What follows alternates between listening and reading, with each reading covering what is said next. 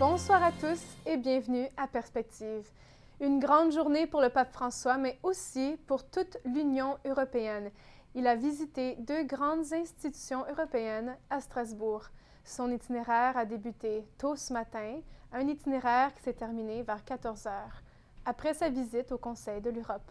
Mais avant cela, il s'est rendu au Parlement européen où il a adressé un discours puissant devant les 751 parlementaires réunis en plénière. On fait le point sur son allocution avec Charles Le Bourgeois.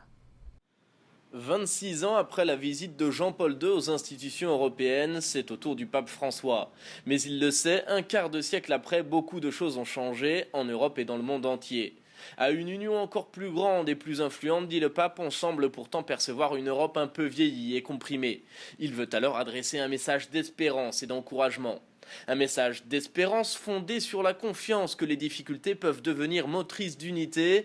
Un message d'encouragement pour revenir à la conviction des pères fondateurs de l'Union européenne pour dépasser les divisions et favoriser la paix.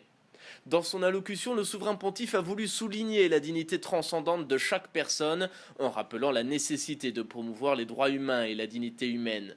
Le pape pointe ainsi du doigt une prévalence de la technique et de l'économie sur l'être humain. Lorsque la vie n'est pas utile au fonctionnement de ce mécanisme, regrette-t-il, elle est éliminée. C'est le cas des malades en phase terminale, des personnes âgées abandonnées ou encore des enfants tués avant de naître. Le souverain pontife invite alors à construire une Europe qui tourne non pas autour de l'économie, mais autour de la personne humaine. La devise de l'Union européenne, unité dans la diversité, ne signifie pas uniformité politique, économique ou encore culturelle, poursuit le pape. Au contraire, toute unité authentique vit de la richesse des diversités qui la composent, comme une famille qui est d'autant plus unie lorsque chacun peut être soi-même.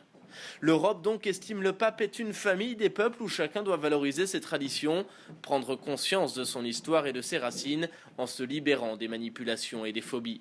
Pour donner de l'espérance à l'Europe, il convient de favoriser les capacités de la personne humaine, par la famille d'abord, cellule fondamentale et précieuse de toute société. En parlant d'écologie, le pape rappelle que la création est un don que Dieu a mis entre les mains de l'homme, c'est-à-dire que nous pouvons en jouir et en faire bon usage, mais nous en sommes les gardiens et non pas les propriétaires. Quand il parle des migrants, le pape est sans appel. On ne peut tolérer que la Méditerranée devienne un grand cimetière, lance-t-il. Dans les barques qui arrivent sur les côtes européennes, il y a des hommes et des femmes qui ont besoin d'aide et d'accueil. L'Europe, dit encore le pape, pourra faire face aux problématiques migratoires si elle propose avec clarté sa propre identité culturelle, mais avec des législations adéquates qui protègent les droits des citoyens européens et garantissent l'accueil des migrants. Pour finir, le Saint-Père exhorte les eurodéputés à travailler pour que l'Europe redécouvre sa bonne âme.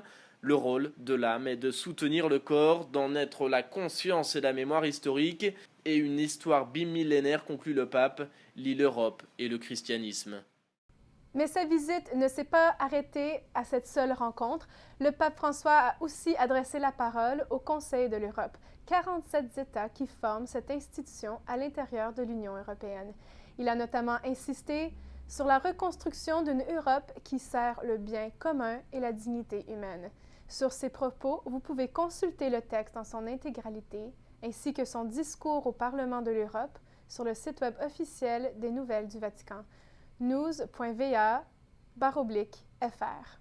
Interrogé par Radio Vatican, l'archevêque de Strasbourg, Monseigneur Jean-Pierre Gralet, nous parle de la signification de la visite du pape François.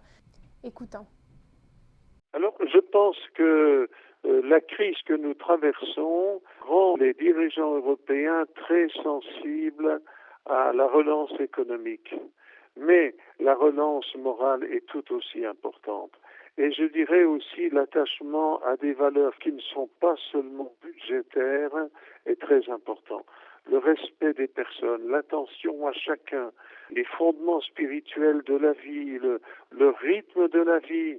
La visite du pape à Strasbourg sera diffusée demain en français à 17h sur Ciel et Lumière. Et puis tout de suite après, ne manquez pas une nouvelle émission des Échos du Vatican avec Charles Le Bourgeois. C'est la fin de cette émission. À bientôt.